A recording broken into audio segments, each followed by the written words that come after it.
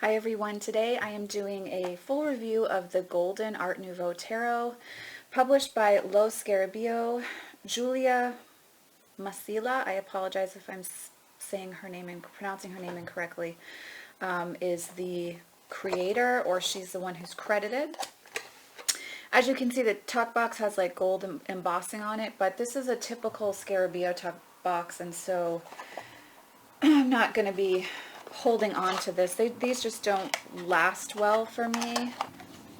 And here it comes with a little white book, typical style, and just a small amount of information given for card meanings. If you are new to tarot and you purchase this deck, I would recommend working with a Tarot 101 book or some type of other book on tarot to help you really understand the card meanings, because this actually isn't going to give you much information at all, as most of us in the community know with Scarabeo produced decks. So just for comparison of size, this is the Golden Art Nouveau Tarot, and this is the Morgan Greer Tarot. So as you can see, typical Scarabeo size, thinner width-wise and a little bit, well, relatively close to Morgan Greer in length.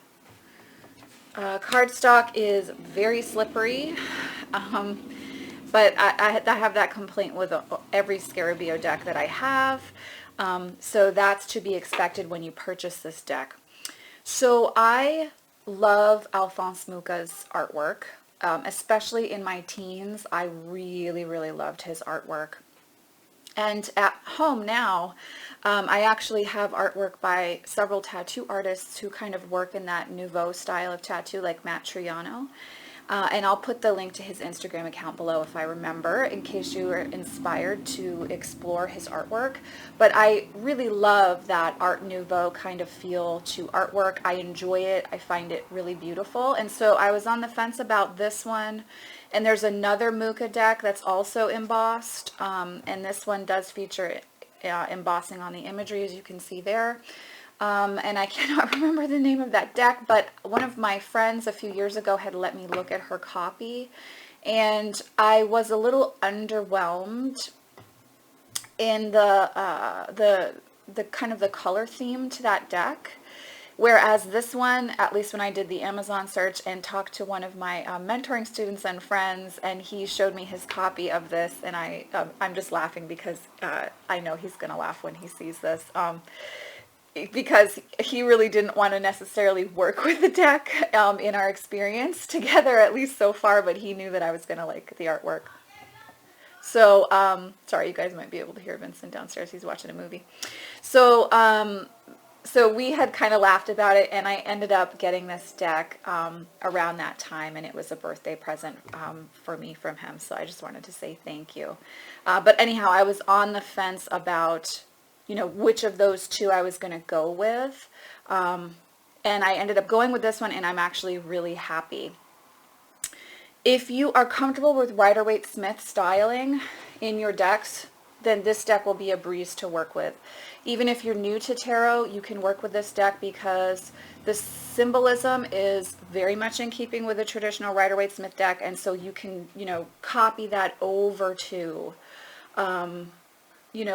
any type of Tarot 101 handbook or 78 Degrees of Wisdom that you might be working with. So as I said, cardstock is slippery, so please be aware of that.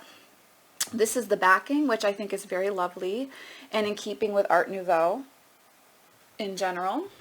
This is one of my favorite cards in tarot, the Nine of Pentacles, and I really enjoy this imagery. But as you can see, there's embossing on the cards. And because of that, the cardstock feels, at least to me, a little bit thicker than some of my other Scarabeo decks. And so I'm really happy with that. But I digress. As I was saying, I really, really love this deck. Really love this deck. She's a song to read with for clients.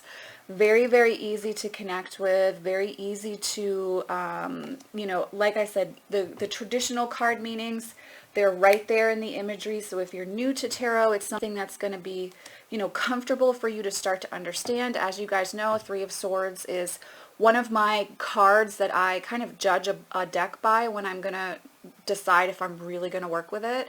And yeah, I love this Three of Swords imagery. I actually really like the traditional imagery for Three of Swords. And I think it's kind of hard to beat out the traditional imagery. So I like that they didn't try to change that. But as you can see, it's definitely a Rider-Waite-Smith dupe. Like it's straight up Rider-Waite-Smith. There's no, you know, they don't venture too far from the traditional imagery. Now, what's interesting is the embossing is on this background, and you'll see as you go through some of the cards that occasionally it's very subtly shifts. Sorry guys, it's Bike Week here. So there's that shift on the embossing insofar as some of the feel, which I really appreciate, you know, kind of looking out for, keeping one's eye out for. And there's different colors in the borders as well, which to me really feels like that shift happens between the suits and the majors. So you have like that prompt that's reminding you of what element you're working with too, especially if you're new to tarot. That's very helpful. I know this deck has been out for some time, but I again wasn't feeling super called to work with one, except I did know that I had, you know, I wanted an Art Nouveau deck eventually because I do enjoy the imagery. So I'm going to show you a few more images and then I'll let you be surprised by some of them. There's Queen of Wands. It's very like rich and opulent looking, which is how I think of her. There's the Tower, the Queen of Cups. And I love this imagery for the Eight of Swords. Isn't that gorgeous?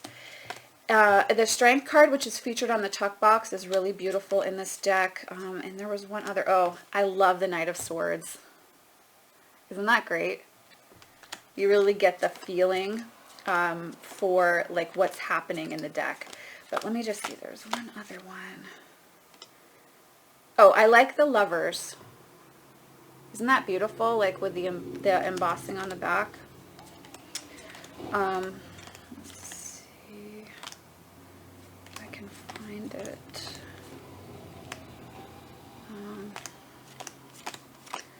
I may have accidentally already shown it. Yeah, I think I did. So I must have already gone through and shown the one that I wanted to share with you guys, but I do actually love this Emperor feel in this one, you know, still in keeping with the traditional imagery, but he looks a little bit older than we sometimes see, and I think there's a real sense of like the power that's weighing on his shoulders in this image. But as I was saying, it's a really great deck to read with. Very clear voice, very easy to understand. It speaks, it's a friendly deck. I talk about this sometimes. Like I have certain decks that love to read with clients and like are very vocal about wanting to be in conversation in regards to working with clients.